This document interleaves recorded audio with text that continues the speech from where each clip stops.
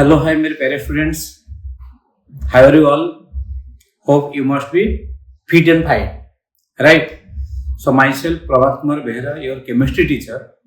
So we are now going to discuss another topic from the chapter chemical bonding.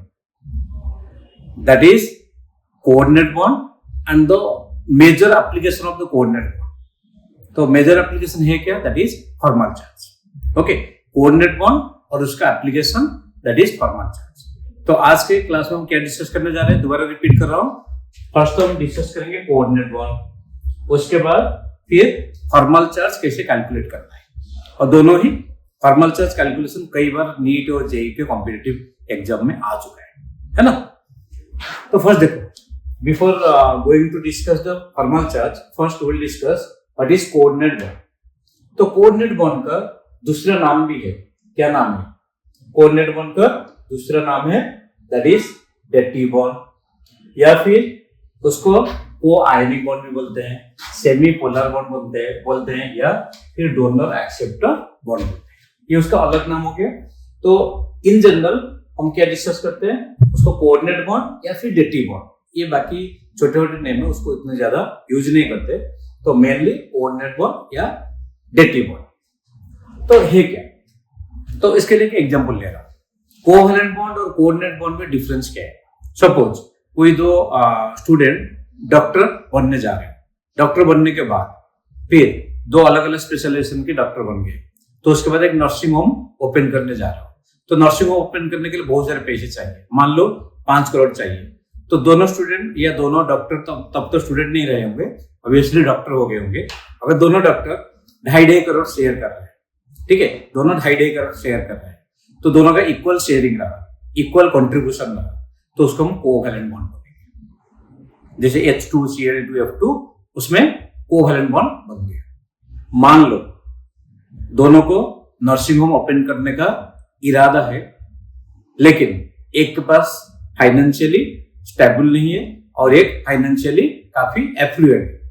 तो उस case में क्या होगा? जब फाइनेंशियली एफ्लुएंट है तो वो बोलेगा ठीक है, कोई बात नहीं, हम सारे पैसे लगाते हैं, तो बिल्कुल नर्सिंग होम बनाएंगे, जो भी प्रॉफिट होगा फिर आपस में शेयर कर लेंगे, प्रॉफिट को शेयर कर लेंगे. तो हो गया कोऑर्डिनेट बॉन्ड. तो कोऑर्डिनेट बॉन्ड क्या है? It is the special type of covalent bond which is form when one of the bonded atom contributes, donate नहीं, contributes a pair of electron and that pair is being shared between two atoms. तो कोई एक atom दोनों electron देता है और ये दोनों इलेक्ट्रॉन रिलीज नहीं होता, लूज नहीं करता, दोनों इलेक्ट्रॉन शेयर होता है. दो एटम के बीच में दोनों इलेक्ट्रॉन शेयर होता है, ठीक है. So contribute the pair of electron. तो फॉर एग्जांपल हम अगर यहाँ पे बात कर रहे हैं NH3 और BCl3 के बीच में कैसे कोऑर्डिनेट बॉन्ड बनता है, तो ये देख सकते हो. For example, in the combining of ammonia with boron trichloride BCl3, the available electron pair on the nitrogen atom in the ammonia to boron, that is BCl3, which accepts its resulting in the formation of bond between NH3 and BCl3. चलो उसको draw करके देखते हैं. तो अगर draw करोगे NH3, nitrogen पास क्या है? एक पेयर ऑफ इलेक्ट्रॉन है, और बोरॉन के पास एक वैकेंट ऑर्बिटल. तो बन गया, ठीक है. ये बनने के बाद इसमें फिर क्या होता है? शेप, हाइब्रिडेशन, सारे चीज चेंज हो जाते हैं. फिर आगे डिस्कस करेंगे. तो समझिए कि एग्जांपल कोऑर्डिनेट बॉन्ड कैसे बन रहा है. इसमें एक atom pair of electron contribute करता है और बाकी दोनों एटम के बीच में पेयर ऑफ इलेक्ट्रॉन शेयर्ड होके ही रहता है. तो एक एग्जांपल लेते हैं, कुछ एग्जांपल डिस्कस करेंगे, एक नहीं. NH4 प्लस, तो नाइट्रोजन सेंट्रल एटम में NH3 बनने के बाद अब देखो नाइट्रोजन के पास एक शेयर्ड पेयर ऑफ इलेक्ट्रॉन है. तो अब हाइड्रोजन मींस जो H प्लस अगर उसको अप्रोच करेगा तो H प्लस मींस उसके पास कोई भी इलेक्ट्रॉन नहीं. H प्लस मींस उसके पास कोई भी इलेक्ट्रॉन नहीं. तो फिर कोऑर्डिनेट बॉन्ड बन सकता है, कोवैलेंट बॉन्ड तो बनेगा नहीं. तो कोऑर्डिनेट बॉन्ड में क्या होगा? पेयर ऑफ इलेक्ट्रॉन जो कि नाइट्रोजन कंट्रीब्यूट कर रहा है, अब वो दोनों के बीच में रहेगा, नाइट्रोजन और हाइड्रोजन के बीच में रहेगा. तो NH3 प्लस. समझे?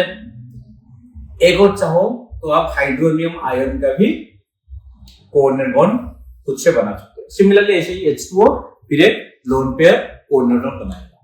O3 ऑक्सीजन, O2 बनने के बाद दोनों का ऑक्टेट कॉन्फ़िगरेशन ऑफ सैटिस्फाई हो चुका है।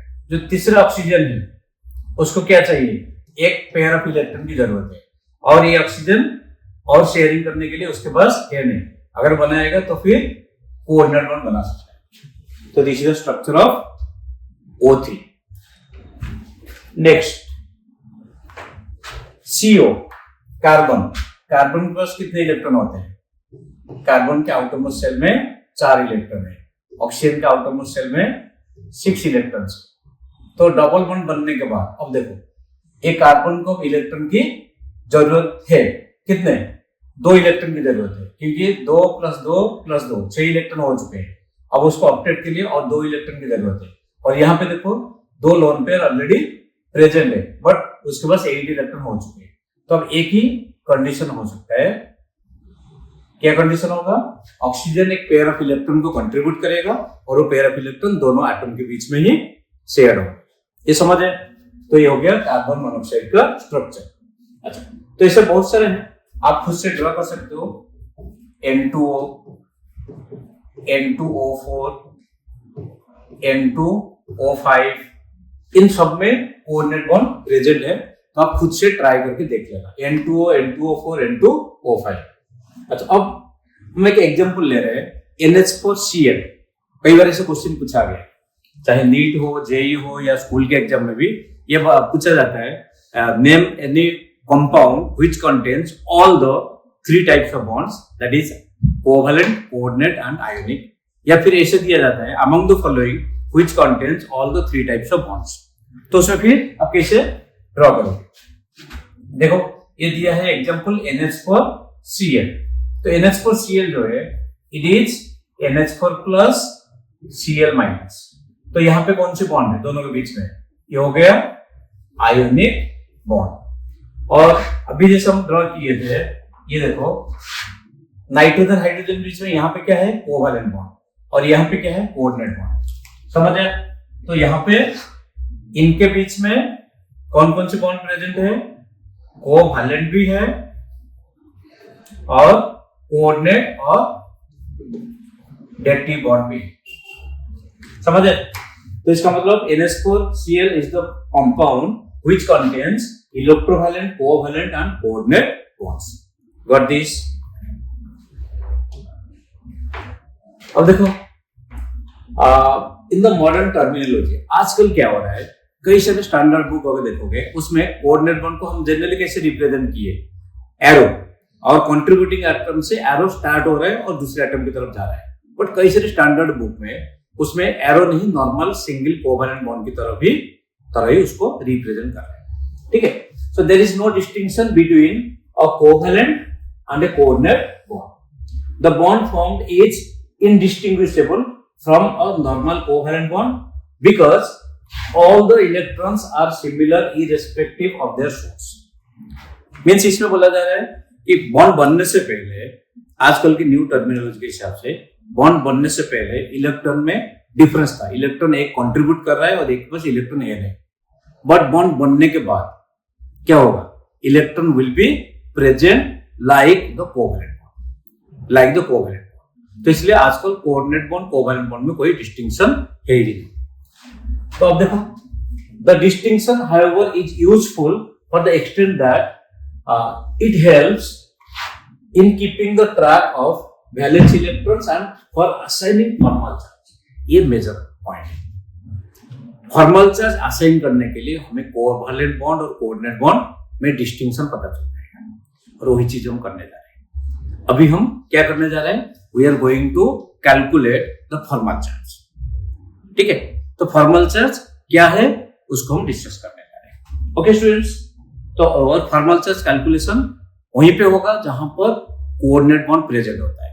अगर नॉर्मल कोवैलेंट बॉन्ड है फिर वहां पे फॉर्मल चार्ज नहीं होगा। तो एग्जांपल देके भी आपको दिखाया, उसके लिए फॉर्मूला भी है ना? अभी डिस्कस करने जा रहे हैं। तो क्या है?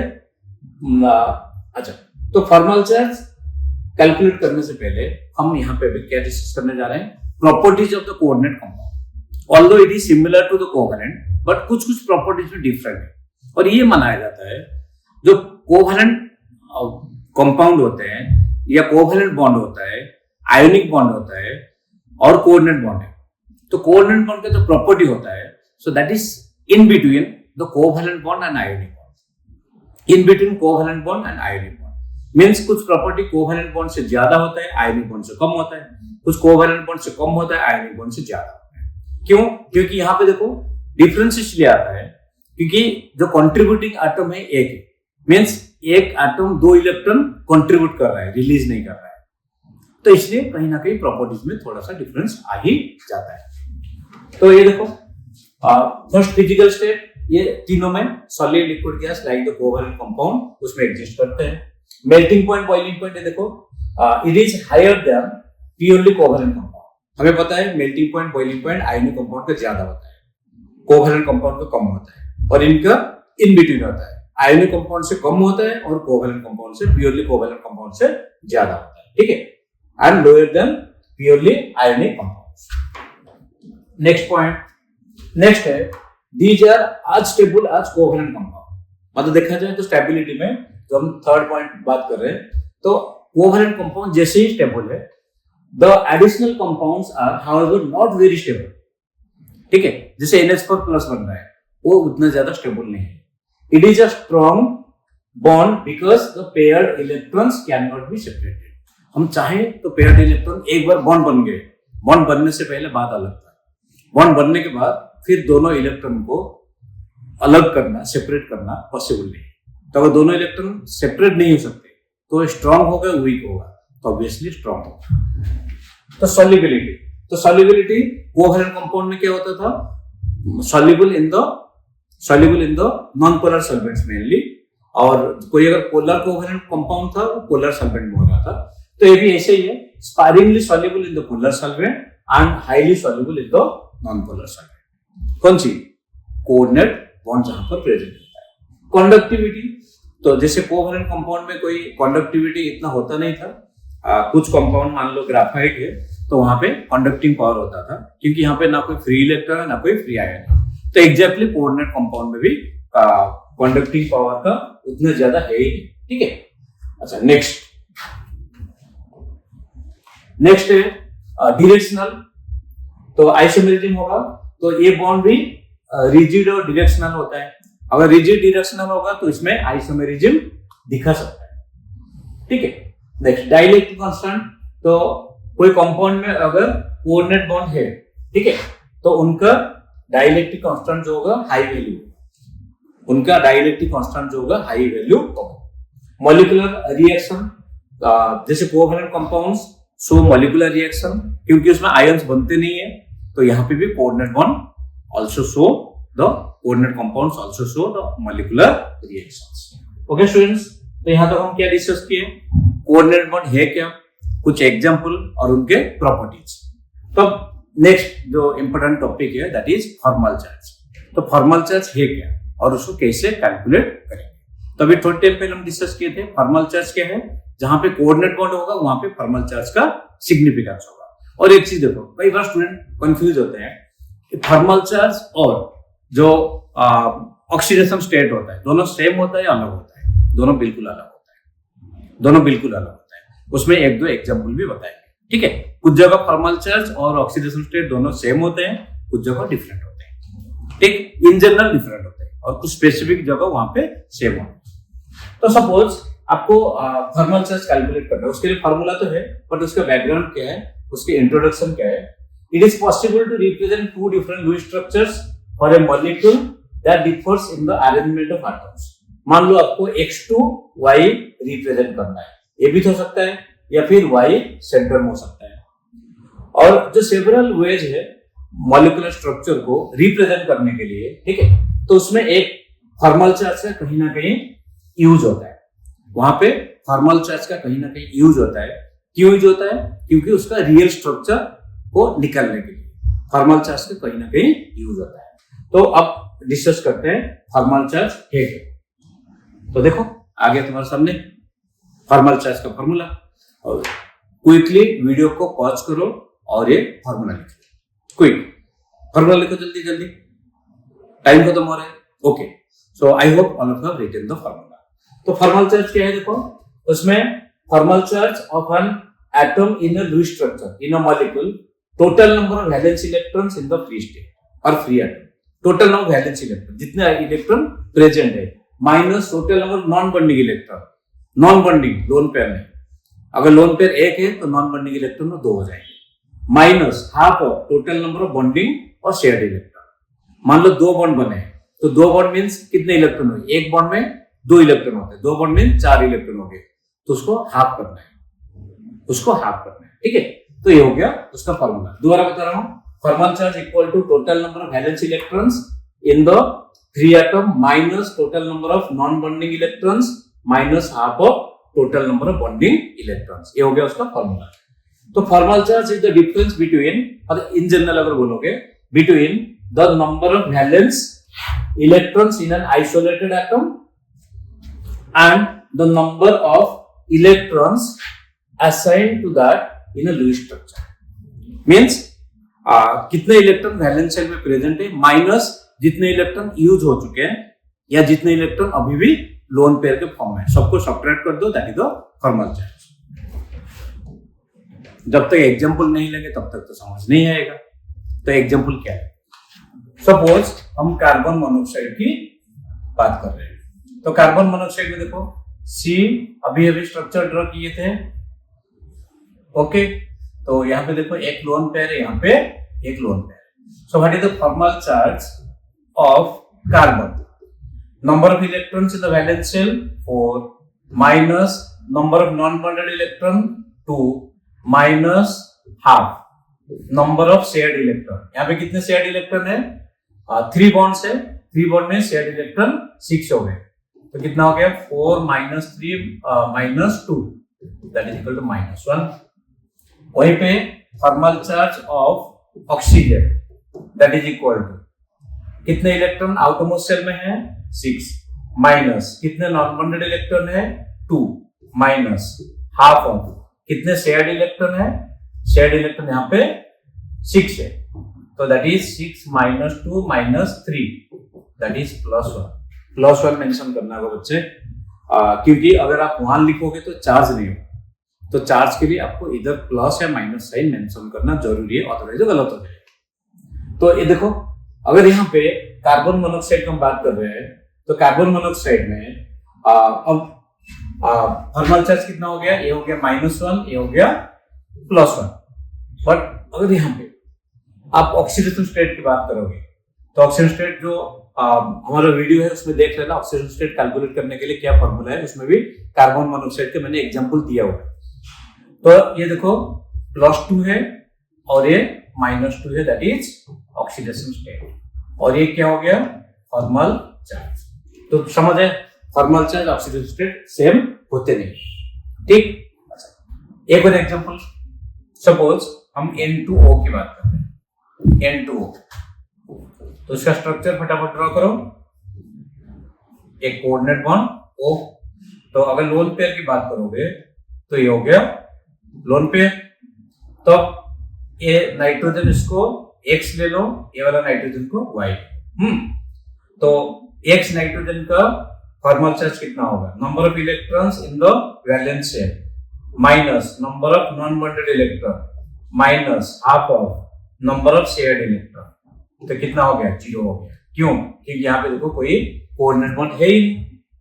तो Y जो नाइट्रोजन है उसमें भी वैलेंस शेल में 5 minus non bonded 0 minus half, shared electron कितने हैं 8 है, क्योंकि कुल मिला के 4 बॉन्ड बना हुआ है. तो ये हो गया +1. अब ऑक्सीजन की बात करते हैं.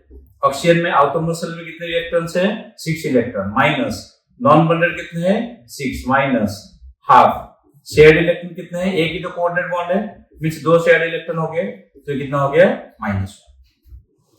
तो समझे, N2O में हमने क्या देखा, तो जो कॉर्नर में या टर्मिनल नाइट्रोजन उसका 0 है, उसमें कोई कोऑर्डिनेट बॉन्ड है ही नहीं. मिडिल में जो नाइट्रोजन उसके +1 है और जो ऑक्सीजन है उसका -1. तो overall charge thermal charge add करोगे तो 0 आ जाएगा. तो याद रखो, कोई अगर आयन का भी थर्मल चार्ज कैलकुलेट कर रहे हो, कोई अगर आयन का भी थर्मल चार्ज कैलकुलेट कर रहे हो, तो उसमें टोटल चार्ज होगा that will be the sum of the ion का जो चार्ज होगा that will be the sum of thermal charges of all the atoms present in that ion. सबको ऐड कर दो थर्मल चार्ज, उसके बाद जो चार्ज है आयन का वही वैल्यू आ ही जाएगा। ठीक है, तो चलो एक और एग्जांपल लेते हैं। सबसे commonly used example O3। O3 का स्ट्रक्चर अभी हम ड्रॉ किए थे। अच्छा, उसमें लोन पेयर देखो डबल बॉन्ड बना मींस अब भी 4 इलेक्ट्रॉन बचे हैं। इसमें कोऑर्डिनेट बॉन्ड में भी 2 इलेक्ट्रॉन यूज हो गए और यहाँ पे देख पा रहे हो कोई भी इलेक्ट्रॉन यूज हुआ नहीं है, सारे इलेक्ट्रॉन ऐसे ही हैं। तो यहाँ पे हम सपोज A, B, C तीनों ऑक्सीजन है, फिर डिस्टिंग्विश कैसे करोगे? ABC मेंशन कर लो। अब फर्स्ट कैलकुलेट करते हैं A का, और ऐसे भी कोई कोऑर्डिनेट बॉन्ड है नहीं तो 0 आने वाला है, फिर भी हम कैलकुलेट करके देख लेते हैं। कितने हैं आउटरमोस्ट शेल में? 6 इलेक्ट्रॉन्स माइनस कितने नॉन बॉन्डेड 4 माइनस हाफ कितने शेयर्ड इलेक्ट्रॉन है? 2 बॉन्ड मींस 4, तो कितना आ गया भैया? 0। B अब देखो non bonded total outermost shell में 6 electrons minus non bonded 2 minus half कितने बॉन्ड बने हैं? बताओ मैडम जी कितने बॉन्ड बने हैं? 3 बॉन्ड बने हैं। 3 मींस 6 इलेक्ट्रॉन्स, तो अब कितने हो गए बताओ? +1। जो C है 6 इलेक्ट्रॉन्स माइनस कितने? सारे इलेक्ट्रॉन अनपेयर्ड है दैट इज 6 माइनस हाफ कितने बॉन्ड बने हैं? 1, तो 2 हो गया दैट इज -1।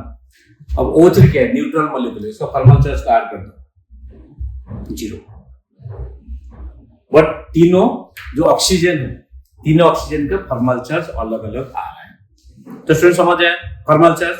अगर कहीं पे फॉर्मूला में कभी अगर कंफ्यूजन आ जाता है तो क्या करो, तो वीडियो को फिर दोबारा जाओ, उसमें देखो, फिर वो फॉर्मूला सिंपल सा फॉर्मूला है, कितने इलेक्ट्रॉन आउटरमोस्ट शेल में प्रेजेंट है एटॉमिक फॉर्म में या फ्री स्टेट में, माइनस कितने नॉन बॉन्डेड इलेक्ट्रॉन है, minus half into the number of shared electron. जितने बॉन्ड बने होंगे शेयर्ड इलेक्ट्रॉन के लिए उसका डबल हो जाएगा। Okay students, all the points are clear. I hope आज के जो क्लास में तुम लोगों को कोऑर्डिनेट बॉन्ड, उसके applications that is thermal charge, ये जरूर समझ आया होगा। अगर आगे भी कहीं पे कोई एग्जांपल में दिक्कत हो रहा है तो कमेंट में जरूर लिखो, मैं आपको रिप्लाई जरूर करूंगा। ओके स्टूडेंट्स, तो wishing all of you very all the best, God bless you.